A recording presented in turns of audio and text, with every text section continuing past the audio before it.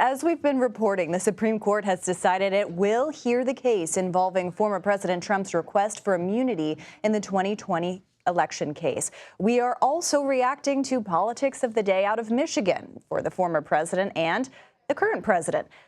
President Biden easily won last night's primary, but faced outspoken opposition from some in his own party. More than 100,000 Democrats in the state voted for uncommitted to rebuke the president over his handling of the Israel-Hamas war.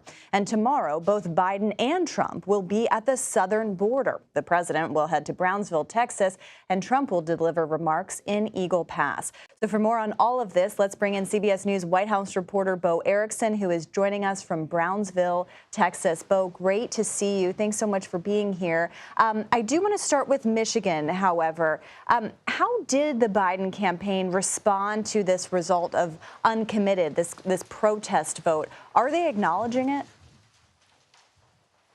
Yeah, we actually heard directly from President Biden in a campaign statement last night, and he credited his win in Michigan to issues like abortion rights and what we're seeing with in vitro fertilization, the conversation around that. And he also said kind of rallying his Democratic supporters against former President Donald Trump. But I will note in the statement that he released last night, Caitlin, it was 327 words, and it did not include the word Gaza. It did not include the word ceasefire. It did not include the word Palestine. And so that kind of was a little bit of a tell that they weren't acknowledging those 100,000 votes that they received last night.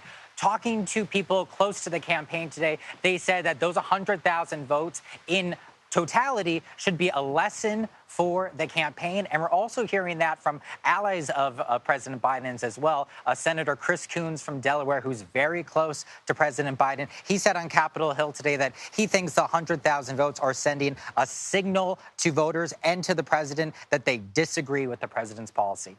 Yeah, Bo, I had the same exact reaction you did, and I was going through all of those statements trying to find those same words and couldn't find them. But it'll be interesting because it seems like they are trying to push this as, well, this is the decision between Biden and Trump, and that's your choice in November. We'll see.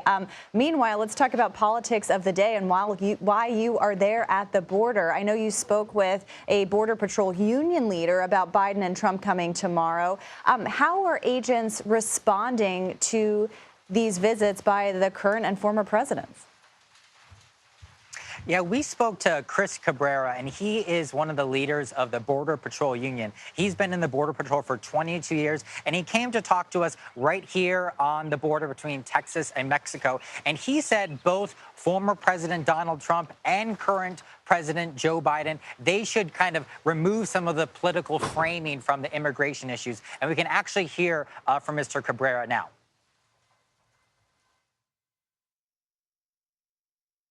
I think they both have different agendas. I know President Trump is doing it as a part of his campaign. I'm not certain why President Biden is coming down. Don't get me wrong, it's welcome that he's coming. However, I think if he was here to address this crossing issue, I think San Diego or Tucson, Arizona would have been a much better spot so they could see the actual numbers that are coming in. I think, yeah, it's unfortunate that this whole thing has gotten as politicized as it has.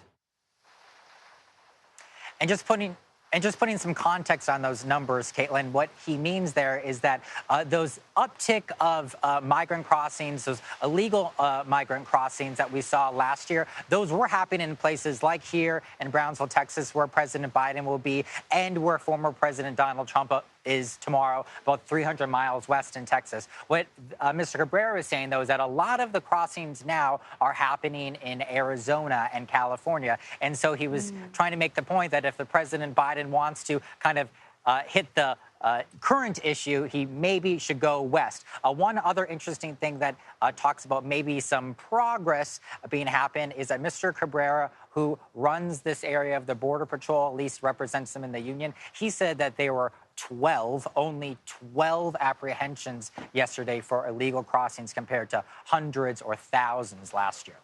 Bo, that's really interesting. I do want to pick up on a point that you just made about how Biden and Trump are going to be hundreds of miles apart, even though they're both visiting the border. As it pertains to President Biden, what exactly does he have planned for his visit?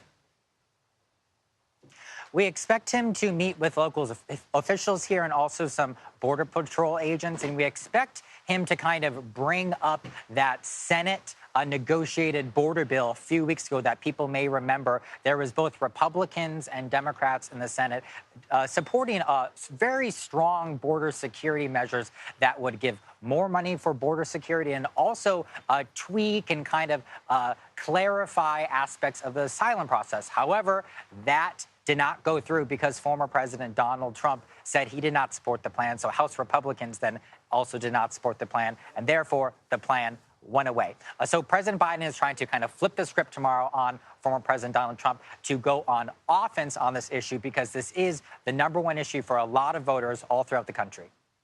Yeah, Bo, on that point, I mean, I just kind of want to take a step back and kind of think about the political nature of this visit. The fact that Biden has been under pressure for a while now to visit the border, and you and I both know, covering the campaigns, that this is, top of mind for many voters across the country. How much of this is kind of acknowledging that political pressure?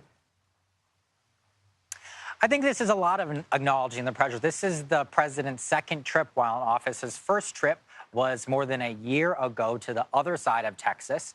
And now we can kind of see that the president does feel the need to be responsive to this and talk about campaign promises versus actually what happens in the White House. The White House and the president are now considering restricting the asylum process and limiting asylum claims for only migrants that cross at legal ports of entry. So asylum, if this is enacted by President Biden, would not be granted to migrants if they cross illegally. And just to show what a dramatic change this would be from President Biden's campaign pledge, right before he took office, he said that he was going to reassure the asylum process and kind of reinvigorate it and stand by it. In fact, his wife, First Lady Dr. Jill Biden, was right across the Rio Grande River, right behind me, during the campaign. And she said that President Trump didn't have compassion for asylum seekers and that we need to be welcome to asylum seekers. So now, about 3 years later, in the run-up to the November election, we are hearing almost a completely opposite idea potentially coming out of the Biden White House. To be sure, though, Caitlin, it is not clear yet if President Biden will go through with this change. Very interesting context and reporting. Bo Erickson, as always, thank you very much for your time, and we'll continue to follow that visit.